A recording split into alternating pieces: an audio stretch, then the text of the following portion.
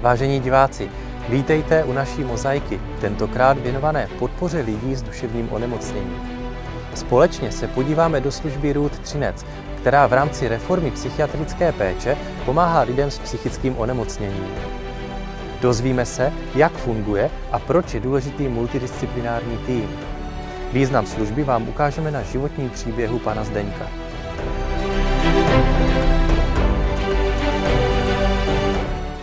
Za tu dobu, co využívám služby RUD, jsem získal práci, kterou si udržuju. Pracuji jako hlídač parkoviště a pomocný údržbář a pracuji na částečný úvazek.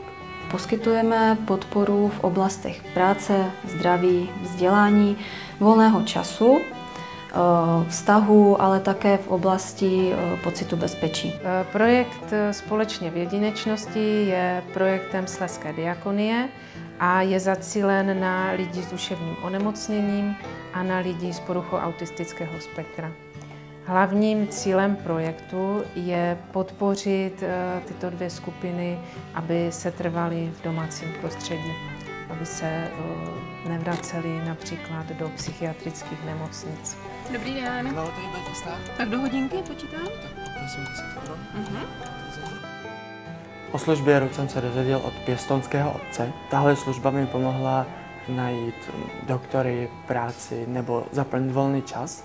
A mezi významnou klíčovou aktivitu Společně v jedinečnosti patří taky vznik multidisciplinárního terénního týmu, který pracuje pod hlavičkou RUD Třinec sociální rehabilitace. Multidisciplinární tým je tvořen sociální pracovníci v sociálních službách, všeobecnou sestrou, peer konzultantkou a psychoterapeutkou. Sociální pracovník je člověk, je první člověk, kterýho klient vlastně při žádosti o naši službu potká. Je to člověk, který s klientem nebo s uživatelem, s zájemcem vede jednání o službu a mapuje s ním jeho nepříznivou sociální situaci. Když jsem se před rokem a půl nastěhoval do bytu v téhle budově jako kanceláře RUD, tak jsem neměl žádné doktory, nevěděl jsem, jak si zařídit důležité záležitosti pro život. A tak jsem vyhledal právě službu RUD a ti mi nabídli pomoc. Já jako sociální pracovník, který zaštiťuje ten daný případ, se starám o to, aby když klient spolupracuje s jinými sociálními službami, aby se naše služby nepřekrývaly. Zároveň, když vidím, že je pro klienta vhodná jiná návazná sociální služba, tak se snažím ho zkontaktovat a navázat na tu službu.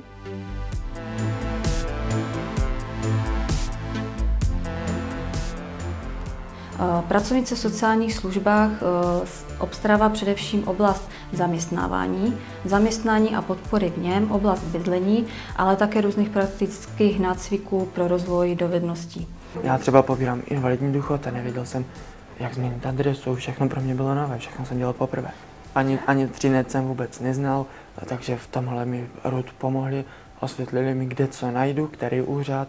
Peer konzultantka je osoba, která má vlastní zkušenost s duševním onemocněním a je takovým určitým spojením mezi vnitřním světem klienta a tím pochopením, ke kterému ona vlastně jako jediná z týmu má nejblíž, protože si duševním onemocněním sama prošla. Kontrolujeme léky, množství a tak dále. Pomáhám klientovi třeba i s vyřizováním příspěvek na péči nebo invalidním důchodem nebo důchodem jako takovým. Stýkáme se pravidelně a právě sociální pracovnice, když je problém nějaký závažnější, mají možnost celou situaci vlastně konzultovat i lékařem, psychiatrem. Bez té spolupráce si to neumíme představit a spolupracujeme, nebo takovou první volbou spolupráce je vždycky rodina a blízké okolí toho člověka, kterému pomáháme, ale dále spolupracujeme i s jinými sociálními službami, které se věnují taky lidem s duševním onemocněním. A další spolupráce je navázána i s psychiatry tady v Třinci a také se zaměstnavateli, ať už se jedná o chráněný trh anebo otevřený pracovní trh. Do toho ještě vlastně spolupracujeme s CNS centrem v Třinci, kde děláme sociální poradenství a s psychiatrickou nemocnicí v Opavě. Určitě spolupráce se sociálními pracovnicemi je velice přínosná a opravdu můžu říci, že návrat klientů na akutní lůžko je opravdu touto cestou omezen. To znamená, že nekončí vlastně spolupráce propuštěním klienta, ale snažíme se, aby jsme na zpětných poradách měli nějakou zpětnou vazbu, aby jsme věděli, jestli spolupráce vůbec měla nějaký efekt. Konzultace dříve byly, ale dnes už fungují samostatně, takže konzultace ani nepotřebuju. S tím, že do budoucna plánuju se úplně osamostatnit, ale kdykoliv bych věděl, že mám nějaký problém, něco, s čím si nebudu vědět rady, tak vím, že se na službu RUD můžu kdykoliv obrátit.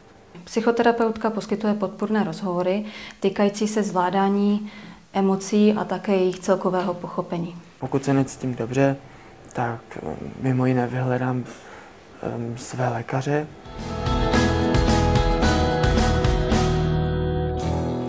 Ten projekt obsahuje 5 klíčových aktivit, mezi které patří vzdělávání a profesionalizace pracovníků sociálních služeb, konkrétně služby sociální rehabilitace a sociálně aktivizační služby. Pracovníci těchto služeb se účastní dlouhodobých výcviků.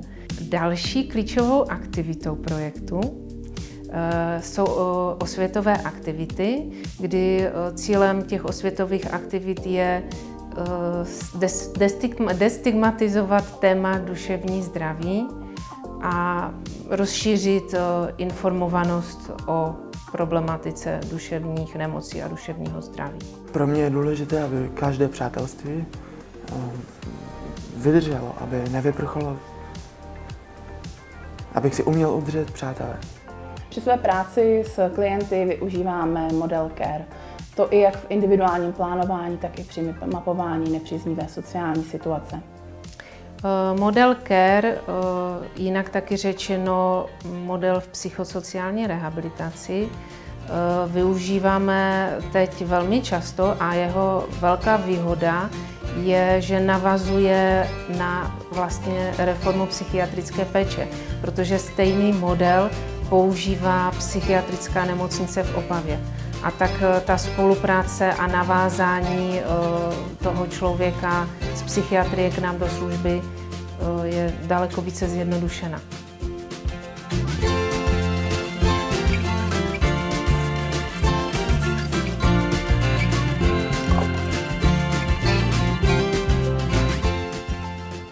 V bezpečí se cítím s rodinou a s přáteli. Kontakty si udržuju, protože pokud se necítím v bezpečí a jsem sám, tak neumím dané problémy vyřešit.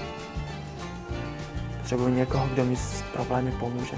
Služba končí tehdy, když už nás ten člověk nepotřebuje. V podstatě oni mi pomohli, sehnat, co jsem potřeboval, a tak nějak vyřídit všechno tak, abych neudělal žádné chyby. Právě lidé s duševním onemocněním kolikrát si ani nedokážou přiznat, že duševní onemocnění mají, a v tom jim služba taky pomáhá. Aby si to přiznali, aby si to uvědomili, a ještě vyšší level je, aby o tom třeba dokázali mluvit na veřejnosti. Dnešní mozaika ukázala, že lidé s psychickým onemocněním mají velkou šanci na běžný život v rámci domácího prostředí, a to díky spolupráci odborníků napříč sociálními a zdravotními službami. Také jsme se dozvěděli, že nemoc duše je nepředvídatelná a nelze ji z našich životů vyloučit. Proto je důležité mít informace o jejím zvládnutí. Věříme, že i my jsme dnešním dílem k informovanosti přispěli. Přejeme vám pevné zdraví a duševní pohodu.